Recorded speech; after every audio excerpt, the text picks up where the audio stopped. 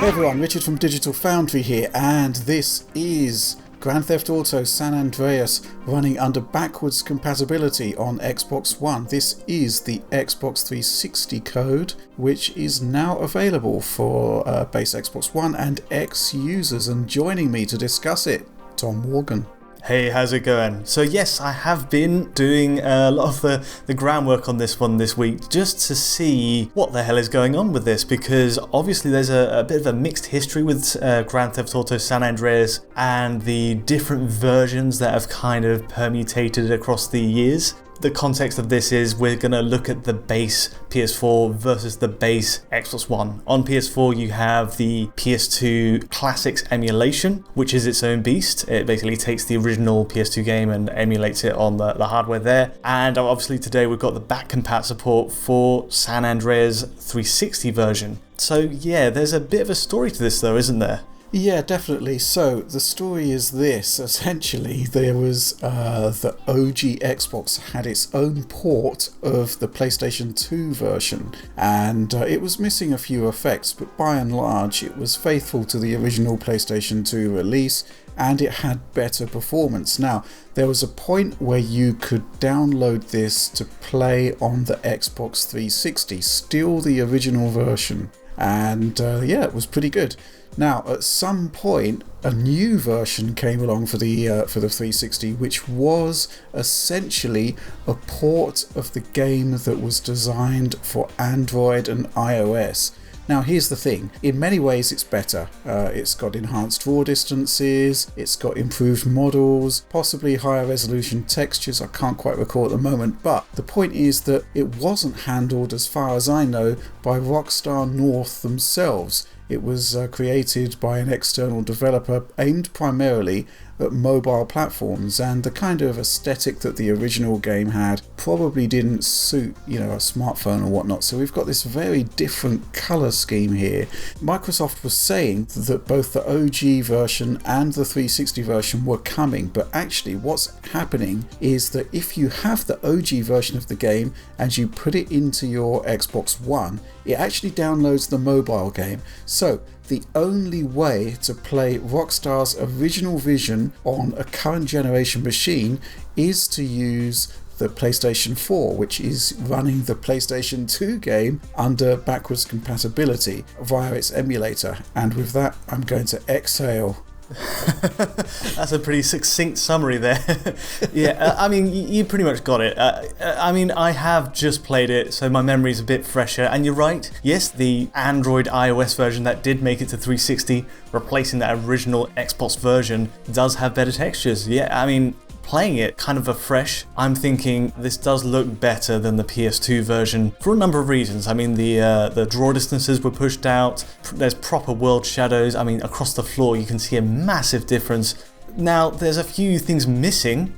Atmospheric stuff like the bloom effect, there's this orange lighting on the PS2 original that hasn't made the jump across, and to be fair, it didn't make the jump to the original Xbox version either, but 360 it's gone. There's no haze effects in the 360 HD version. All these things, my understanding is it's also a smaller sort of 2.5 gigabyte game install, which is smaller than the 4 gigabytes of the PS2 version, and I'm kind of estimating that's because of stripped out music files. I mean, I know the licensing is a very difficult issue when it comes to reprising these old Grand Theft Auto games, and so there may be blank spaces in the radio playlist. That is what you get on Xbox One Back-Compat. There's no way around that, and you can tell it is an iOS Android port because of the very clunky, slow menu systems right at the start. They kind of scroll across as if you're using a touchscreen. But in general, it may be the more, let's put it this way, it kind of holds up a little bit better to today's standards in some respects, just because of those textures. I mean, I'm running some comparison footage here, and you can see, yeah, there are some huge benefits to going this route. But at the same time, you are missing a big chunk of the atmosphere of the original PS2 version. Yeah, it's a bit of a shame.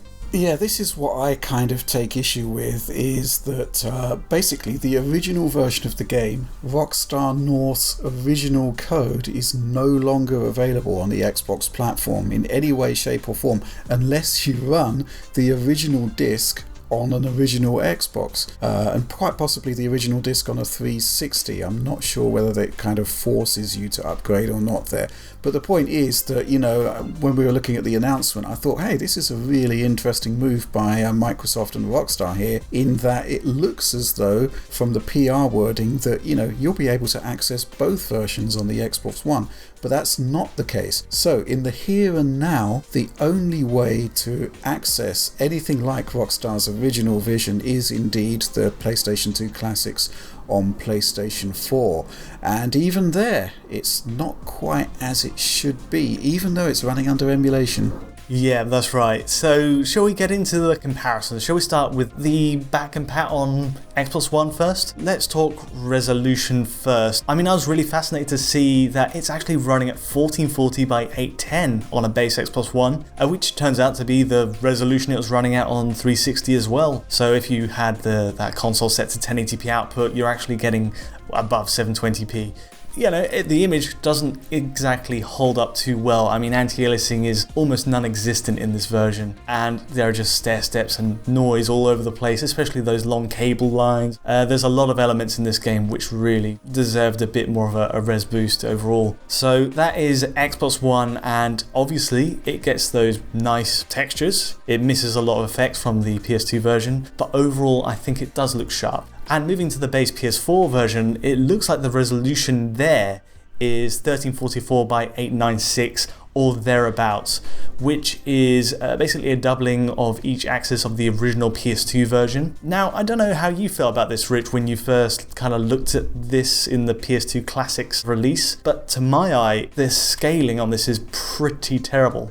You can see these vertical bands. Yeah, it might well be down to the fact that it's using anamorphic pixels, because the original version would have had widescreen support, but it would have been extrapolated out from a 4:3 image. So that might be why we're seeing that bizarro scaling there. In terms of the PS2 Classic, I'm not sure if this was ever fixed, but when we first looked at it, the PAL version had some pretty ugly frame skipping, frame blending to upscale the resolution, as it were, to 60 Hz. But I think the version you're using here is the US version, right? That's right, NTSC. And even with that, to be fair, the NTSC code has horrible frame pacing issues. Okay, so it's a 30 FPS line and it's pretty much locked. We've done tests before compared to the original PS2 release, and definitely is a better frame rate, but this is still wavering from 16 to 60 milliseconds, and it just feels terrible. It's not good, is it? Because when you look at the original PlayStation 2 version, it was a properly frame-paced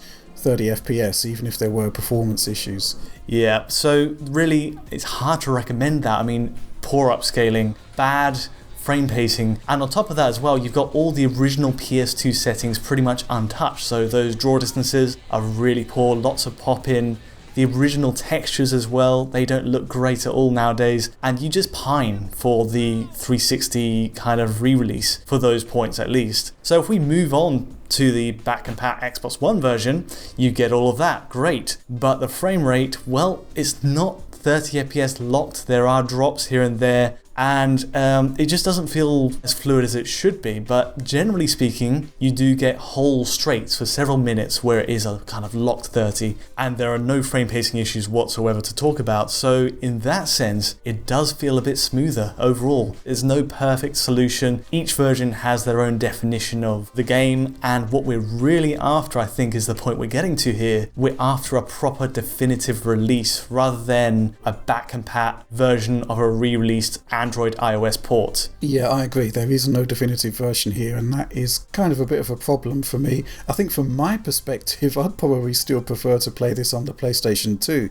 It's the original developer's vision. All of the assets are designed for that particular resolution that the PS2 outputs, and I just think it's got more of a style to it. The 360 mobile port, I was never a fan of it. It's not the GTA San Andreas I remember, and from what you're saying, it still isn't even sort of fully fixed in terms of performance, so that's a bit of a problem for me there. So I'm still waiting for the definitive release of San Andreas for current generation platforms. And I agree with the sentiment there that, you know, if you're going to have a bunch of drawbacks and compromises, it may as well be the ones that were there in the original PS2 PS2 release. At least you're getting the full kind of nostalgia kick there. It is disappointing, and especially so considering you're not given the option to go back to the original Xbox release if you have it. So, but there we are, and I don't think Rockstar will end up addressing this. I think this is a very one-size-fits-all solution to getting this game on the system, and it's going to stay this way. But I'm hopeful I'm wrong there.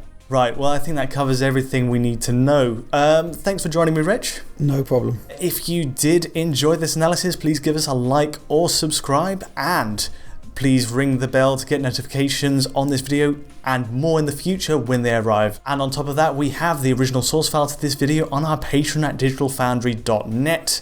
Plus, if you want to get in touch with me or Rich, do get in touch by Twitter. But until next time, thanks for watching.